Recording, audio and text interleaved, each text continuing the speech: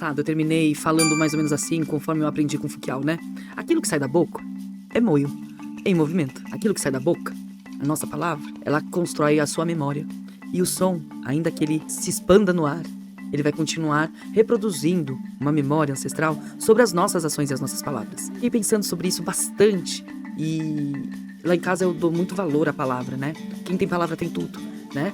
E talvez as pessoas não entendam tal é a profundidade desse meu falar, né? Da forma com que eu me expresso e o quanto pra mim é importante ter palavra e o quanto pra mim é importante você manter a sua palavra. As pessoas acham que qualquer coisa falada serve. As pessoas entendem que qualquer mentira se torna uma verdade.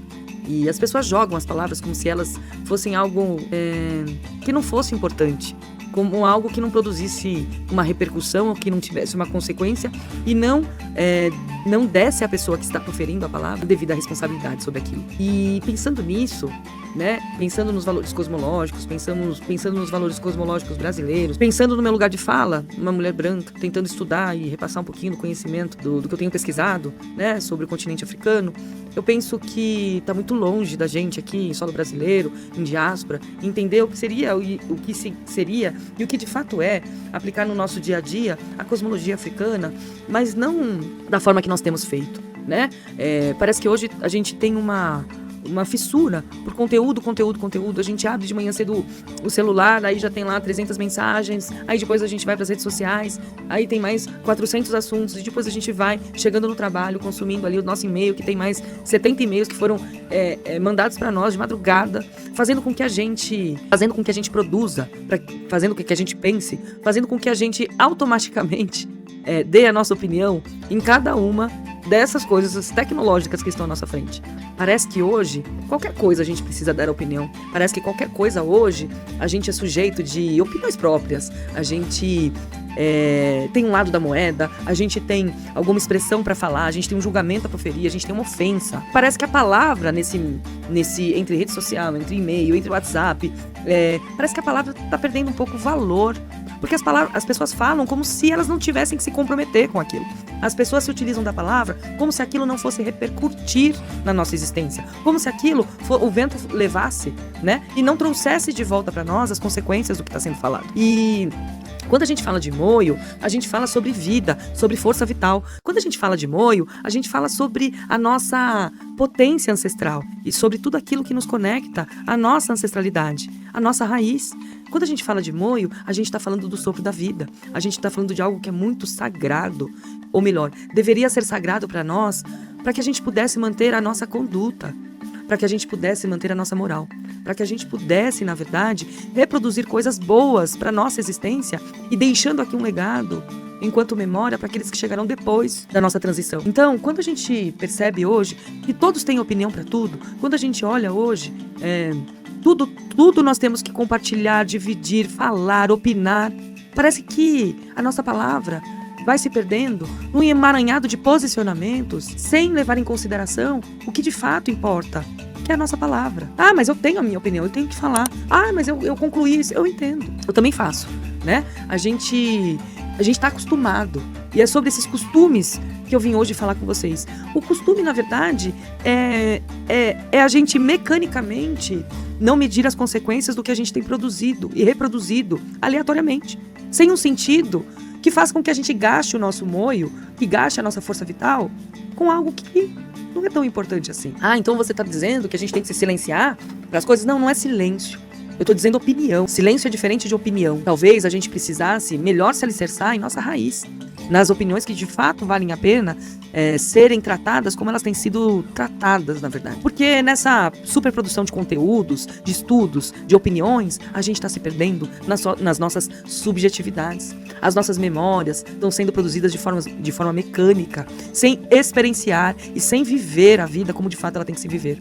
A gente tem lido livros, eu, por exemplo, a gente lê 2, 3 livros por semana. Ah, mas você não lê 2 ou 3 livros. Sim, mas para gravar esses conteúdos, eu leio pelo menos 3 livros.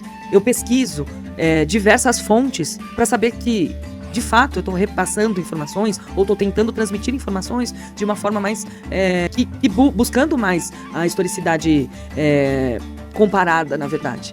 né? Porque quando a gente fala de história, a gente busca livros, a gente busca teses, e essas teses foram escritas por pessoas, e essas pessoas também têm as suas opiniões, têm também o seu posicionamento, né? Então, o que eu falo é que, dentro desse conjunto todo, desse emaranhado de informações, opiniões, pensamentos, informações disponíveis, talvez a palavra esteja sendo deixada para trás, né?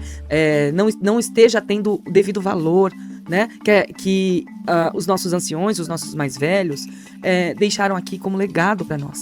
Foi através da palavra, foi através da tradição oral que eles conseguiram sobreviver à sua realidade, né? Apesar da realidade nua e crua, apesar dos projetos coloniais, né? De todo o sistema político e social que foi apagado e tentaram dizimar populações, né? A gente percebe que eles resistiram até os dias atuais, trazendo sabedorias. E não foi através dos livros, porque, como eu disse aí em algum vídeo passado, né?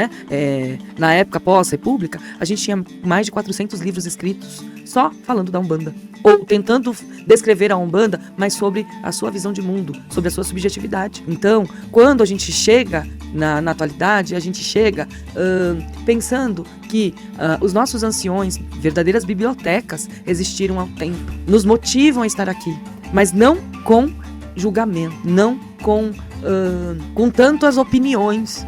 Eles nos ensinam, na verdade, o silêncio. Por quê? Porque o silêncio é o que fortalece o nosso moio, é o silêncio que torna a gente mais prudente em gastar a nossa energia vital com o que de fato seja importante, com que de fato a gente deva dar a nossa força vital, gastar a nossa força vital. E aqui pensando cuidadosamente, né, porque eu também faço parte, tal qual você, desses milhões de pessoas que, tal qual eu, reproduzo julgamentos, opiniões, né, extrapolo no falar, né, coisas, proferir, xingar, né, dar a minha palavra de forma dura às pessoas, né. Eu fico aqui pensando que falar, depois de tudo isso que eu tô lendo para construir esses vídeos sobre palavra, o quanto é importante o silêncio, o quanto é importante a gente manter o nosso moio mais forte, mais alinhado à ideia de que o nosso valor está no que a gente não fala, o nosso valor está naquilo que a gente sabe ouvir. E aí, pensando nas sociedades africanas tradicionais, a sabedoria nunca esteve associada à quantidade de palavras que a gente pronuncia, ou mesmo à quantidade de opiniões que a gente profere, nem muito menos a quantidade de pensamentos que a gente tem simultaneamente de acordo com as nossas necessidades. Ao contrário, a sabedoria africana estava associada e sempre esteve à capacidade de escutar. Muitos, antes da colonização europeia, construíram sistemas sofisticados de transmissão de conhecimento baseados na observação, na escuta, na memória, na experiência acumulada ao longo das gerações. O conhecimento não era obtido através de buscas rápidas ou respostas imediatas, ou julgamentos precipitados. O conhecimento era construído pela convivência, pela observação, pelo exemplo, da escuta, pelo tempo. A própria tradição oral, frequentemente mal compreendida pelos olhares coloniais, não depende apenas de quem fala. Ela depende, sobretudo, de quem sabe ouvir. Joseph Vansina demonstrou, e eu trouxe aqui no vídeo passado, que a tradição oral africana construiu um dos mais complexos sistemas de preservação histórica já produzidos pela humanidade. Narrativas, genealogia, conhecimentos, práticas medicinais, sistemas políticos e sociais, cosmologias inteiras foram preservados durante séculos porque havia uma disciplina coletiva no saber escutar. Não era passividade, era aprendizado, era responsabilidade, era compromisso com a continuidade da comunidade. Essa compreensão desafia a nossa era, porque a lógica colonial moderna nos impõe todo esse consumo, inclusive o consumo das palavras. A colonização não ocupou apenas territórios, ela ocupou formas de pensar, ensinou que conhecimento é informação, que aprender é cultuar dados, ensinou que aprender é acumular dados, que saber é possuir respostas. Mas muitas filosofias africanas ensinam algo bem diferente. Saber não é responder rapidamente.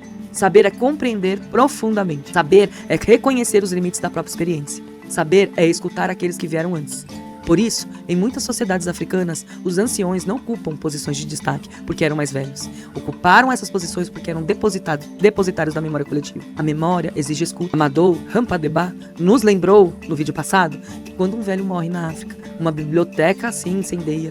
Mas existe uma reflexão anterior a essa frase. Para que uma biblioteca exista, alguém precisa ter aprendido a escutar. Ninguém se torna ancião apenas por envelhecer. Torna-se ancião porque ouviu, porque observou, porque guardou, aprendeu, porque compreendeu que nem toda palavra precisa ser pronunciada. Essa compreensão aparece também nas cosmologias trazidas por Bunsek Fukiao. Para Fukiao, a palavra é força, a palavra é energia, a palavra é a manifestação da vida. Mas justamente por isso ela exige responsabilidade. Se toda palavra coloca força em circulação, nem toda palavra deve ser pronunciada impulsivamente. O silêncio não é ausência, o silêncio é preparação, o silêncio é observação, o silêncio é escuta, o silêncio é maturação da palavra. Nas tradições Bantu, muitas vezes o silêncio não representa ignorância, representa sabedoria, representa autocontrole, respeito, representa consciência sobre as consequências daquilo que será dito. Talvez por isso, os anciões falem bem menos. Eles sabem que a palavra possui peso, sabem que uma palavra pode unir ou dividir, curar ou ferir, construir ou destruir. E sabem também que nem toda situação exige uma resposta imediata. Essa talvez seja uma das grandes lições africanas para o mundo contemporâneo. Num tempo em que todos querem ser ouvidos, talvez seja necessário reaprender a ouvir. Num tempo em que todos querem ensinar, talvez seja necessário reaprender. Num tempo em que todos querem falar, talvez seja necessário compreender que a escuta também é uma forma de conhecimento. Porque a sabedoria não nasce apenas da palavra. Ela nasce da capacidade de ouvir aquilo que a palavra carrega. Talvez seja por isso que os anciões falam pouco. Não porque tenham menos a dizer, mas porque aprenderam que algumas verdades só podem ser compreendidas depois que o silêncio faz o seu trabalho. Espero que a gente aprenda a respeitar o tempo, mas principalmente respeitar a nossa palavra. Porque depois que a gente disser, proferir qualquer palavra, ela pode se voltar contra nós mesmos, contra a nossa memória. Ela pode paralisar o nosso caminho. Ela pode impedir o nosso sucesso. Ela pode ceifar a nossa felicidade. Que a gente aprenda que a palavra, ela tem fundamento. Que a palavra, ela deve ser dita apenas quando necessário. Que os nossos julgamentos, trazidos através dos nossos lábios, não sirvam para agredir as pessoas. Que as nossas opiniões sejam guardadas quando não sejam necessárias dar. Quando ninguém te pedir, não dê a sua opinião. Que a gente saiba utilizar da palavra tal qual os anciões, sabendo usá-las como força, como vida. E dar a palavra apenas àqueles que merecem, ou àqueles que a gente está disposto a fazer circular a nossa força vital. Muito obrigada, Ingunzo que há Ingunzo, minha força pela sua força. Que a gente saiba falar menos, ouvir mais. Que toda essa produção de conteúdo não tire a nossa palavra das nossas bocas. Não alimente a nossa subjetividade com coisas vãs que não nos tornam mais importantes. Dê desimportância às opiniões que não são pedidas e aprenda a amadurecer sem opinar. Aprenda a respeitar a palavra do ancião e aprenda que o mais velho é mais velho porque ele tem mais conhecimento sobre o poder da palavra, o poder da memória e o poder daquilo que ele quer trazer como devolução a você. Em forma de sabedoria, em forma de mudança, em forma de movimento. Tchau, tchau.